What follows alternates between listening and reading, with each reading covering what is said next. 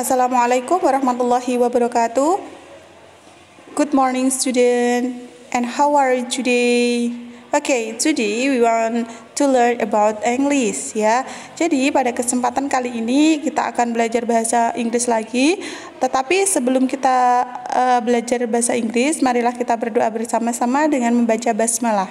Bismillahirrahmanirrahim.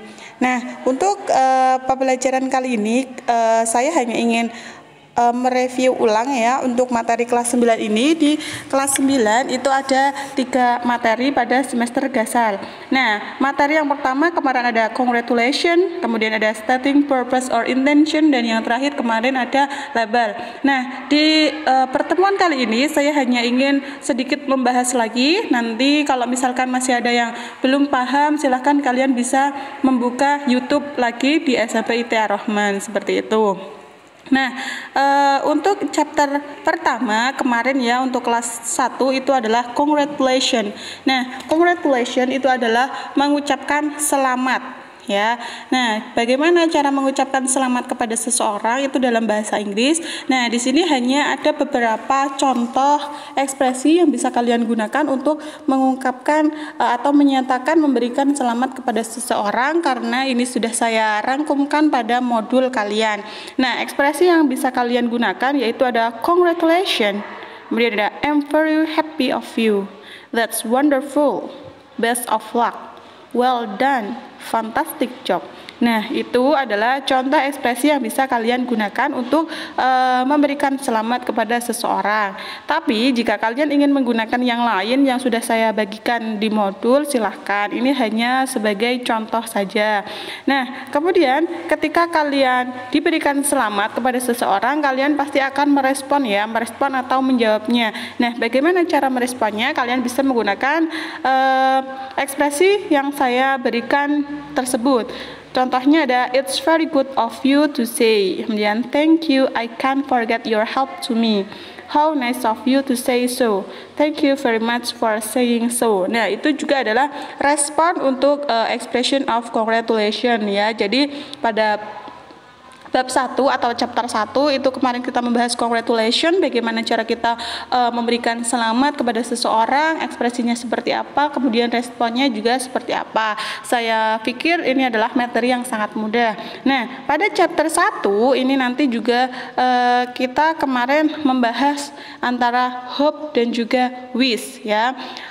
Hope dan wish itu adalah ungkapan atau ucapan seseorang yang menunjukkan doa, harapan, dan keinginan terhadap orang lain supaya lebih baik dan terkabul cita-cita atau yang menjadi harapannya. Itu adalah arti dari hope or wish. Nah, kemudian untuk wish itu juga memiliki pattern ya, pattern atau rumus. Nah, rumus untuk wish itu adalah subject plus wish, kemudian plus someone, kemudian plus interjection. Nah, kemarin ini sudah saya bahas di video sebelumnya juga, kalian juga bisa membukanya. Nah, untuk contohnya di situ I wish you luck.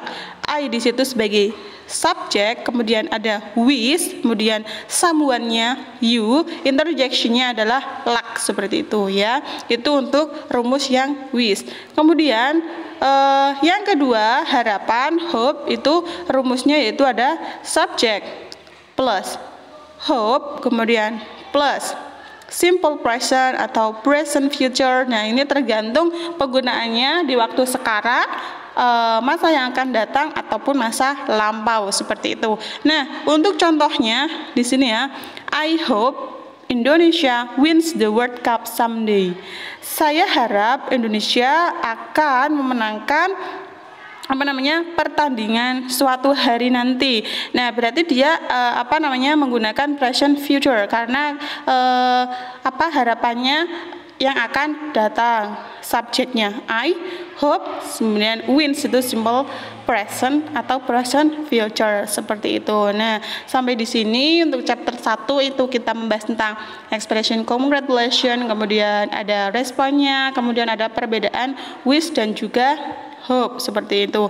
Nah, kemudian perbedaan antara hope dan juga wish itu apa? Nah, hope digunakan ketika sesuatu itu mungkin terjadi atau mudah diwujudkan, seperti itu. Sedangkan wish itu digunakan ketika sesuatu itu tidak akan terjadi atau sulit akan terjadi, ya, seperti itu. Jangan lupa itu perbedaan penggunaan hope dan juga wish. Nah, kemudian di bawahnya saya akan memberikan contoh ekspresi hope dan juga contoh expression wish. Contoh yang hope di situ ada I hope you win the game. Kemudian I hope to see you again soon. I hope you can find your ring. Nah, itu adalah expression hope. Itu hanya beberapa contoh. Yang selanjutnya, ketika kita memberikan ekspresi, nah, maka kita akan meresponnya seperti itu, ya. I hope so. Thank you. Thank a lot. Thanks for your hope. God bless you. That is good idea, seperti itu. Nah, itu adalah contoh expression hope. Yang selanjutnya yaitu ada expression wish. Sama halnya dengan expression hope, di sini juga ada expression wish. Ini hanya beberapa contoh. I wish Junki were here. I wish I could dance in the party with him. Kemudian I wish I had known to the answer. Selanjutnya, I wish I spoke English well. I wish I had started sooner. Nah, I wish that I had a luxury big house, seperti itu. Nah, itu adalah contoh ekspresi hope dan juga ekspresi wish.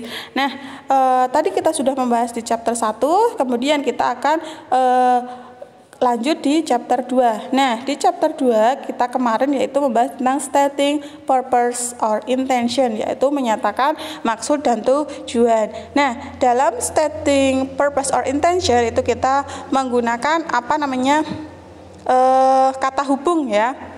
Kata hubungnya yaitu kemarin ada to, artinya untuk, supaya. Kemudian ada in order to, agar, supaya. Kemudian kata hubung yang ketiga yaitu so that, atau sehingga. Nah, untuk lebih jelasnya, ini karena kemarin sudah saya jelaskan di video selanjutnya bagaimana cara menggunakan to, rumusnya seperti apa, silahkan kalian bisa mencarinya di YouTube yang purpose or intention, seperti itu, ya. Nah, kemudian dalam chapter 2 ini kita sudah membahas tentang stating purpose and intention itu menggunakan kata hubung apa. Kemudian juga ada expression of agreement and expression of disagreement, yaitu ekspresi setuju dan ekspresi ketidaksetujuan. Nah, contoh dari expression of agreement itu ada di contoh tersebut, ya, ada I agree with you, and any others. Kemudian expression of disagreement itu juga sudah saya berikan contoh di situ. Untuk ekspresinya ini untuk chapter 2 itu tentang stating purpose, kemudian ada expression agreement and disagreement itu juga sudah saya terangkan secara rinci di YouTube yang kemarin, seperti itu, ya. Nah, kemudian di chapter 3, ya, itu yang kemarin, ya, berarti yang masih baru-baru ini kita belajar tentang labels. Oke.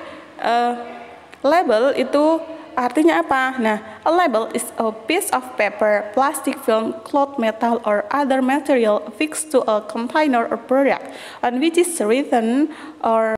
Nah, jadi label itu adalah apa namanya lembaran kecil berupa kertas atau plastik atau yang lainnya itu yang tertulis atau tertera pada sebuah produk, ya, misalkan ada di produk obat atau di makanan ataupun minuman, seperti itu. Dan label itu berisi tentang informasi detail mengenai sebuah produk tersebut.